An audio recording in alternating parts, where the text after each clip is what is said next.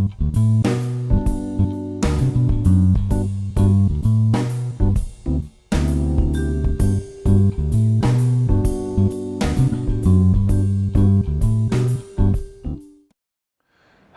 and welcome to Your Health Matters.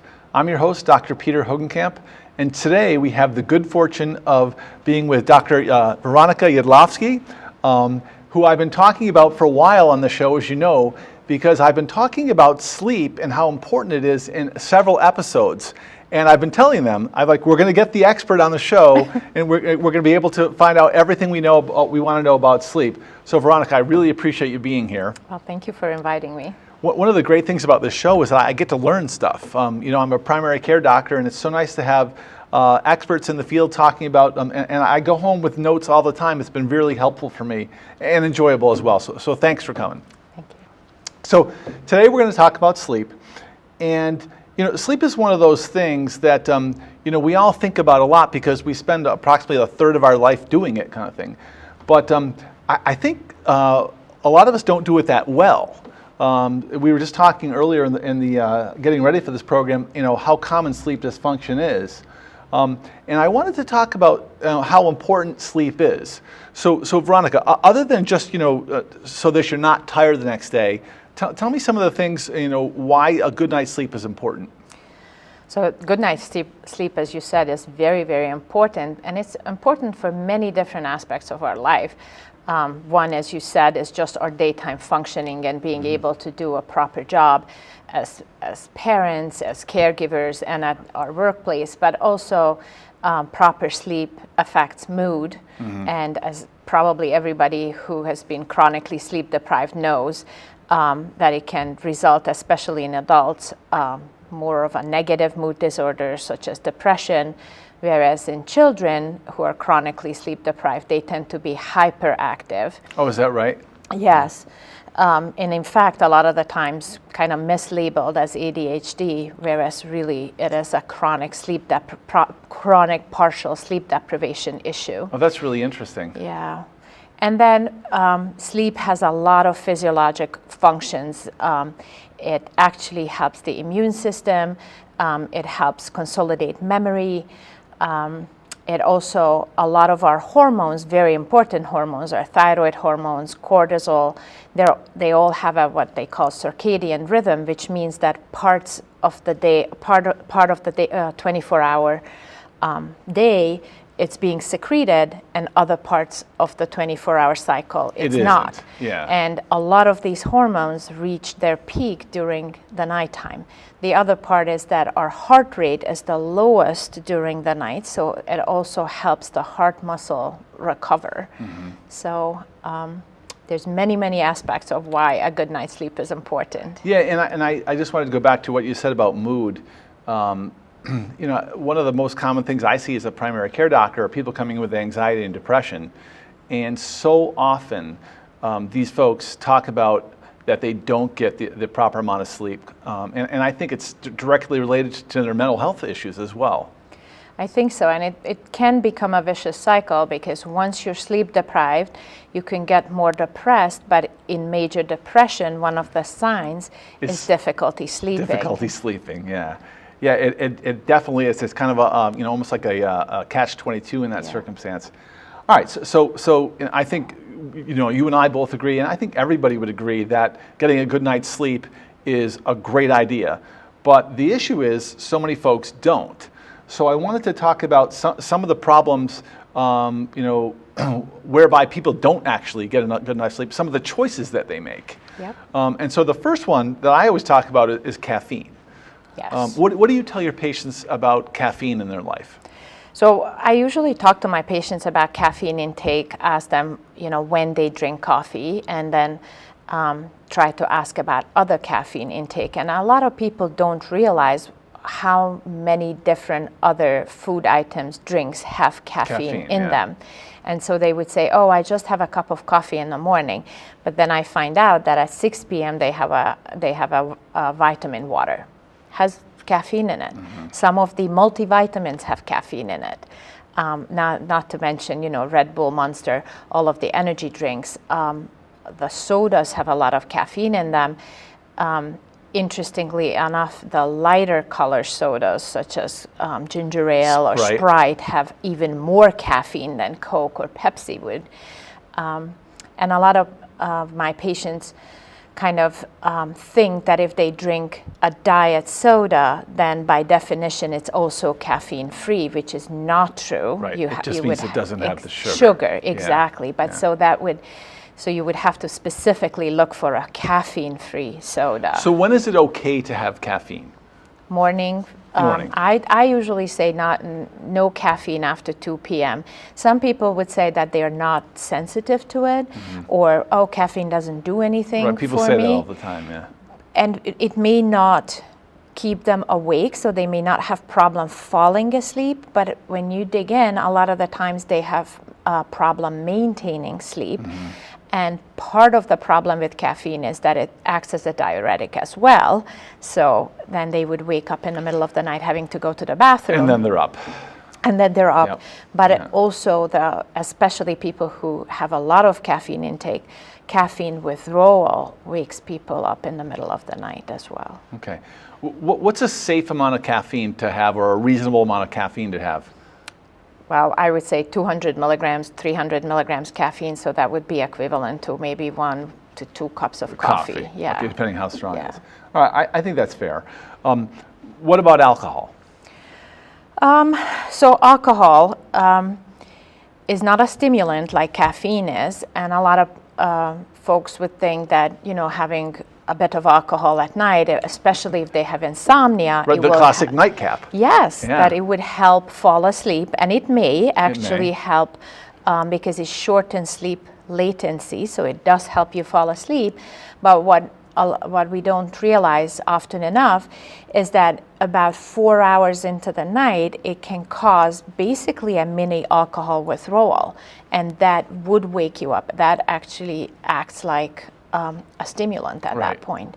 So I think that's pretty true. A lot of folks that drink will tell you, I get really tired and I fall asleep, but then they're up 3-4 hours later. I never realized it was as a consequence of kind of like a transient alcohol withdrawal. yeah. Yeah. And then the other problem with alcohol is that if you have an underlying sleep disorder that is perhaps undiagnosed and untreated, such as sleep apnea, Right, which is extremely common. Yeah. which is very common, then alcohol relaxes the throat muscles, and so it makes the snoring and the sleep apnea worse. Yeah. For absolute sure. My father had terrible sleep apnea, and I can remember that as a kid, we used to talk about his snoring and his stopping breathing, and we all knew it was going to be on nights where he had a couple glasses of wine. It was way worse kind of thing. And I think most people kind of realize that. So, and if they don't, their spouse does. and their spouse definitely does, that's for sure. Alrighty. So let's talk about some of these so-called circadian sleep disorders. And explain what a circadian sleep disorder is. So the circadian rhythm is basically our innate built-in rhythm in our humanness, in our brain, which is basically a 24-hour rhythm. And this is combined with what's called a sleep pressure. So once we wake up in the morning, our body starts to build the sleep pressure over the next 12 hours. And when the pressure builds high enough, then basically the switch flips and you are I like the way pressured to fall. I've never heard that term before, but I really like it. You're almost building up pressure to fall asleep. So it's called the sleep pressure that you're building. And then that is synchronized by the circadian rhythm. And the circadian rhythm is, as I said, is supposed to keep us on a 24-hour cycle. And then there are these timekeepers or Zeitgebers that tell our brain how to keep the 24-hour cycle. The strongest timekeeper is bright light exposure. So through the eye, bright light exposure hits the specific center in the brain and tells the brain that it's daytime and you need to be awake. Another very strong timekeeper is melatonin that our brain secretes, and it works the complete opposite. It tells our brain that it's dark, it's time to slow down, it's time to go to sleep. And then of course social cues are strong timekeepers. We all have to go to school or work at a very specific time, and sort of socially more acceptable functioning is when you get up and start your day in the morning and like end everybody your day. else. Yeah, like everybody else in the herd, Right. where this is how you get your protection. So therefore, I would infer that if you're working shift work, then you're kind of shifting. You're not only working night shift, but you're actually shifting your circadian rhythm kind of off its normal track. Yes, and if you talk to anybody who works night shift, most people try not to shift back to the daytime, to the other shift, to the daytime shift, when they have a day off, because it's very difficult to shift back and forth. Yeah. They may shift a couple hours back and forth, but definitely not the full 8 hours. Right. And what happens? What are some of the problems associated with people when they're not on their proper circadian rhythm? So if you are working night shifts and you get used to it and you properly condition yourself to it, there's still some data that night shift work contributes to earlier signs of heart disease and obesity. Mm-hmm. Yeah, I mean, I think that's one of the reasons they pay folks more. My sister-in-law is a night nurse. Yep. And she has 40 years of experience, but she doesn't go back to the day shift because they pay her, I think, $4 or $5 more an hour. Yeah. And I think part of the reason they do that is because they know that it's kind of an unhealthy. It's much better to be working on the shifts during the day. Yeah. And also, as we are becoming a more 24/7 society, there's a lot more need for folks to work night shifts. Right. Because as a nurse, yes, somebody has to do the job at the hospital at night. But does society need McDonald's to be open at 2 o'clock in the morning? Maybe, maybe not. That's a bigger conversation. But my point is that we're kind of becoming very used to that everything is open 24/7. Yeah. I would say that's probably it isn't necessary, and we're doing it for reasons that are not good for our health, I think. But there are other circadian sleep disorders as well, not just shift work. Right. Like my teenagers staying up till 2 a.m. all the time. So that is called delayed phase sleep disorder, and it is a circadian disorder. Part of it is choice, but part of it is not. So the teenage brain, as it develops, there is a pressure towards shifting the sleep cycle to a later time, going to bed at a later time and getting up at a later time. And of course, the other part is the social pressure, but there is a true and well-known Really, I didn't know that. developmental part of the teenage brain development that pushes their shift. I remember being a teenager staying up late kind of thing, and part of the reason I liked it is because my mom was asleep and she wasn't telling me to do stuff. I could do what I wanted. Alrighty. I wanted, since we're talking about teenagers who use a lot of screens and stuff like that, what's the effect of screens that we're looking at all the time, our phones, our computers? What is the effect on those on sleep? So part of it is just the sleep disruption from the information that you're getting from the screens. And causing your brain to process it. Causing your brain to process and causing sometimes some anxiety, and then it makes it more difficult to fall asleep. But part of it is the blue light that's emitted especially from the electronics, is a very, very strong wake-up signal in the brain, as we talked about the bright light exposure being the strongest timekeeper. Right. The blue light is the most strong element of that. I see. So it's I usually tell folks that if you watch TV from a bit of a distance, that may be a lot better than looking at your phone really up close. Up close. So my daughter, who's 18, she has a pair of these glasses, which are supposed to filter out the blue light. Yep. Do they work? Yeah, they do. They do? They do. All righty. Yep. Well, that's good to know. All righty. And so the last thing is just, good old-fashioned insomnia. And I think that one of the problems that people have in falling asleep, that they truly have, what is actual diagnosable insomnia? I mean, how do you diagnose insomnia? So that's an interesting question, because there is, when we say insomnia, we mean a lot of different things. We mean a lot of different things, exactly right. So there is what I usually tell my patients, there's a big difference between what I would call primary insomnia, which is in the inability to fall asleep, which is the actual disorder, Yeah. and that has to last at least 3 months to be a diagnosed disorder. Correct. You know, if you didn't fall asleep one night and after that you're fine, that's not a that's problem. not insomnia. Yeah. But this is a consistent problem for at least 3 months. Right. There is usually a perpetuating factor, so or a predisposing factor. A lot of the times this runs in families. Then there is a factor that initiates the process. So sometimes it's a life changing experience, a Like traumatic grief a traumatic experience of some sort. And then there could be perpetuating factors, such as getting used to not sleeping well, building up a negative expectation towards sleep. Once you get used to sleep being a stressful thing where you don't succeed in doing it, we're genuinely, most people want to succeed in most things. And then when you can't even succeed in falling asleep, that's a very anxiety-provoking problem. So once people build up that negative expectation that, oh, the sun is down, now it's dark, now comes sleep, which is gonna be horrible. I know I'm gonna get up 5 times tonight. I will be wiped out tomorrow. I will feel horrible at work. And the more they work themselves into it, the worse it gets. So this is what I would call primary insomnia. And then you have a lot of people who have trouble maintaining sleep. And when you ask them, what wakes you up at night? I don't know. I just know that I wake up 4, 5, 6 times at night.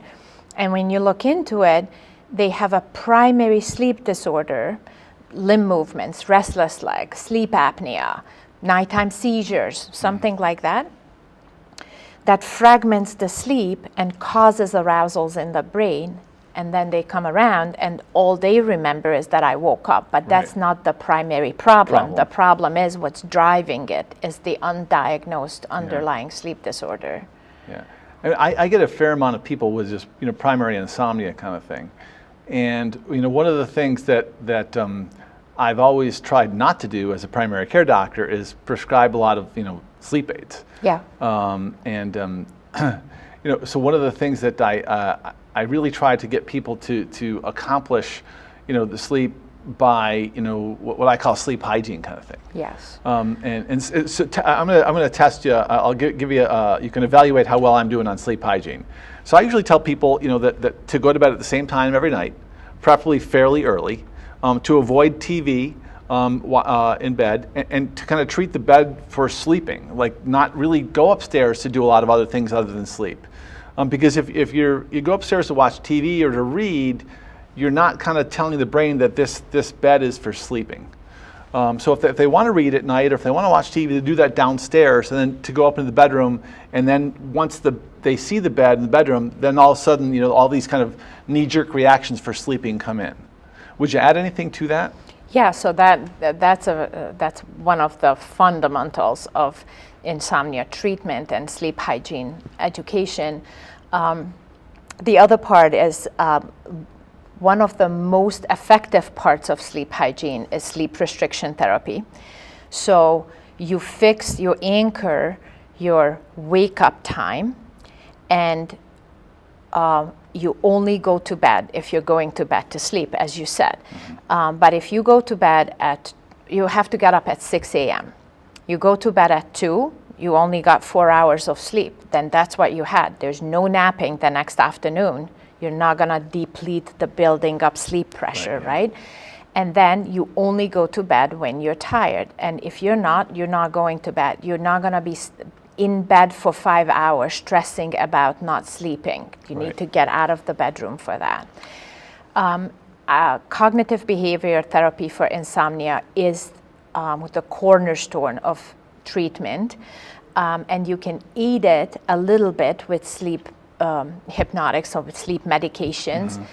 My philosophy is that some of the folks who come to see us, they need help, and they need help quick. Now. Yeah. And they need it now. So I'm okay with doing low dose hypnotics for a very short period of time while we're actively working on cognitive behavior therapy, which will take a while. It will take a month or 2 or 3. You know, most people didn't get to the point where they are at in 2 days. They got there in 10 years. It's for a long time. It's not going to These problems have been going on for a long time. Right. Yeah. And then the other thing that I feel very strongly about is that a lot of the times I see insomnia being treated with other medications that have a side effect that can make you sleepy, and now we're using these medications for their side effects and not for their effects. So, you know, the common one is Benadryl. People would take Benadryl for insomnia. Yeah, it's in everything, like Tylenol PM, Tylenol Advil PM. Exactly, or just pure Benadryl. The problem with that is that this is an allergy pill that has a side effect that some people get sleepy with it. So very unpredictable, not dose dependent. And after a few consecutive nights of using Benadryl for insomnia or for sleep aid, it causes rebound insomnia. So you could actually make your situation worse. What about melatonin? Melatonin, so that's another, so our brain makes about the equivalent, roughly about 1 milligram of melatonin, or maybe even a little bit less than that. And it induces a sleepiness. Right. And in that dosage, it works at the right time when it's supposed to be secreted, because it's dark and you're supposed to be going to sleep. So first of all, I don't think that there's a lot of point of taking 10 or 15 milligram melatonin gummies, because it's just not going to do anything more. It's quite weak. It's okay to try, and you need to time it right, and you need to combine it with proper sleep hygiene. Proper sleep hygiene. Yes. Okay. All righty.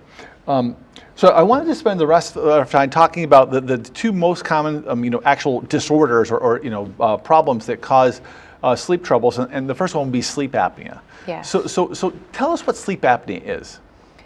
So sleep apnea is by far the most common sleep disorder, in conjunction perhaps with insomnia. There's 2 different kinds of sleep apnea, and so when people say, oh, so-and-so has sleep apnea, what they mean is what really the proper name would be obstructive sleep apnea, which is about 95% of the people with sleep apnea. But let's just put it out there that about 5% of the people have what's called central sleep apnea.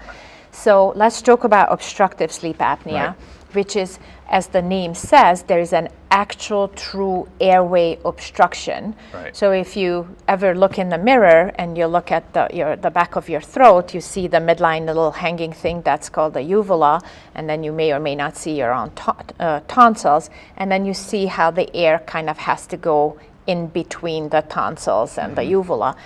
And then as soon as it hits the back of the throat, it kind of takes a 90-degree angle curve, and then it curves down and then gets down into the lungs. When you lay down, then of course gravity is pushing down on those tissues, and now you fall asleep, and all the muscles that hold the jaw in place also fall asleep. So everything shifts back and pushes that tiny little curve down on the airway. Anyway. And if you have extra tissues around the neck, maybe with obesity, or if you have a narrowed jaw angle or maybe a back position jaw, that can really impinge on that curve of the airway, and that's where the actual airway obstruction happens. And so what happens is, as people get into deeper stages of sleep and these muscular tissues are more relaxed, they don't have enough strength in them to prevent all these other tissues from pushing on and collapsing the airway. Exactly. And they actually stop breathing. Yes. So that's the problem, where it starts out with the patient complaining about snoring, but the snoring is really just muscle work to try to keep the airway open. Yeah. But when your muscle gets too tired to keep up with that work, then the actual obstruction would happen. Right. Then the airway closes, and then for a short period of time, there's no air, no oxygen coming to the body. So it's a very strong wake-up signal for the brain. Right, and so the body doesn't like being low oxygen. Exactly. So it wakes you up, and a lot of folks with sleep apnea, they won't know they're waking up because they get kicked into lighter stages of sleep pretty quickly. Isn't that true? Yeah, so that mini brain awakening that just restores the muscle tone and lets you start breathing again could be as little as 3 seconds, 5 seconds. So that is not enough time for you to remember it in the morning. Right, yeah. But it's enough to restore the muscle tone and start breathing. Nonetheless, when you start to get into deeper sleep and then your sleep gets kind of disrupted by this, and it may happen 100 times at night, your sleep becomes very, very superficial and very disrupted. Right. And so a lot of these folks will wake up not feeling rested. I have sleep apnea, as you know, because you take care of me, and I appreciate that because I'm feeling great. But I was just, and then when I was younger, I dealt with it better. But all of a sudden, I got into kind of my 50s, and I was just dragging. And it happens so insidiously, and over such a long period of time, you almost don't even notice it. But I've had patients come in and tell me they've fallen asleep in the middle of a red light. I had a guy that cracked up his car, or his delivery truck, because he fell asleep backing up. Some of these people are exhausted. Yep.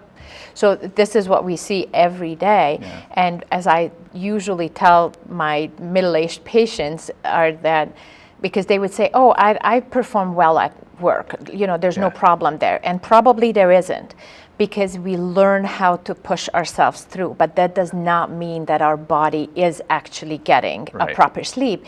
And the time when you get that rebound effect is when people leave you alone. You go home, you sit down in your armchair, and that's when it really hits you, because now you don't have to perform. There's not that extra performance anxiety. I've had recent sleep studies where people are, they're waking up over 60 or 70 times an hour, which means it's happening every minute. Yep. So for us to count, when we basically quantify how severe is the sleep apnea, we'll tell the patients how many times an hour do they stop breathing. For us to count them, they have to last at least 10 seconds. Otherwise, they don't count. Right. So if you have it 60 times an hour, that it means basically that every minute of the night, out of that 60 seconds, at least 10 seconds you're not breathing. Well, that's incredible. And I have seen people in the 100, 120 an hour range. So that's just a lot of disruption. Yeah. So I want to talk about CPAP because I was telling you earlier, I love my CPAP. One of the reasons I didn't get treatment for probably 10 years is because I didn't want to try CPAP. Because everybody talks about the mask and like it's some kind of horrible thing. And I put that CPAP on one night and I wore it for 8 hours and I fell asleep. I felt great the next day. And I had no trouble. In fact, I love my CPAP. I take it with me everywhere I go. We travel, I pack it right up and I take it. But I mean, I think people should know that there's a lot of kind of bad press about it. But in reality, there's a lot of different choices for CPAP. Yeah. So again, people acclimate to CPAP therapy differently. There are some lucky people like you who put it on and they will never part from it, and that's great. Yep. But there are other people who struggle more. They do, yeah. And I think that is upon the sleep medicine professionals to really help these folks to get comfortable, because there's many, many different tweaking and fine-tuning that can be done, especially in a committed patient who wants to make it happen. Yeah. I usually tell my patients, if you're committed and in the end you throw it away and you fail, then we failed. You didn't fail. Right. So when I send patients off to see you and get sleep studies and get CPAP, I tell them this: listen, if you need to be committed. I said, if you're going to go in there with this attitude that like, oh, I know I'm not going to like this, well, you're not going to like it. I said, but I went in with the attitude is like, listen, I have to do this. I want to feel better. And I really think a good with my attitude, I had no trouble with that mask.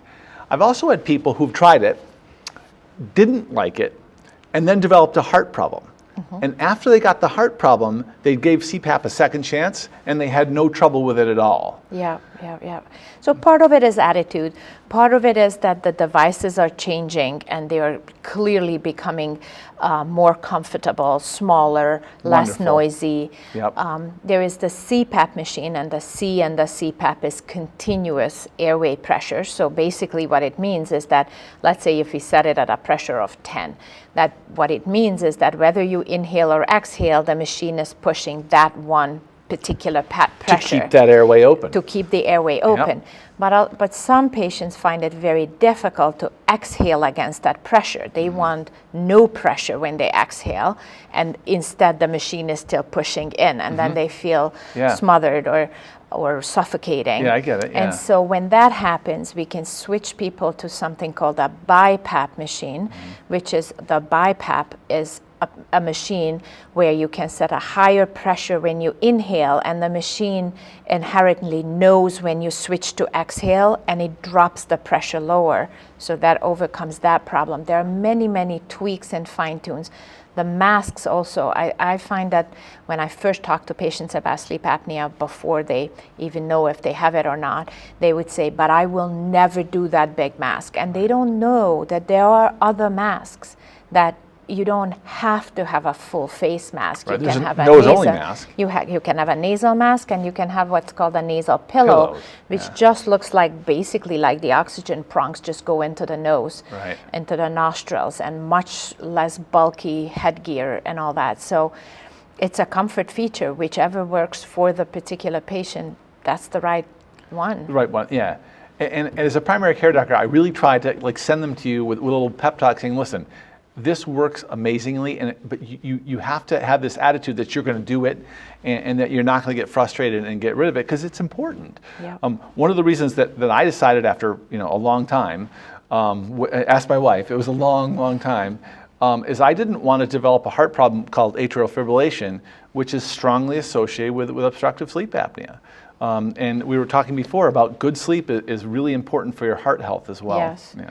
And now there's a lot of data in the cardiology literature about atrial fibrillation, especially that people who have atrial fibrillation and go for cardioversion or ablation procedures, that their risk for recurrent atrial fibrillation, basically failing these procedures, is much higher if the sleep apnea is not treated, to the point that now a lot of cardiologists who do these procedures would say, I'm going to hold off on your cardioversion until your sleep apnea is treated, because your chances of staying in normal rhythm are so much higher. Right, and I have a lot of patients with cardiac problems and atrial fibrillation, and I tell them the same thing.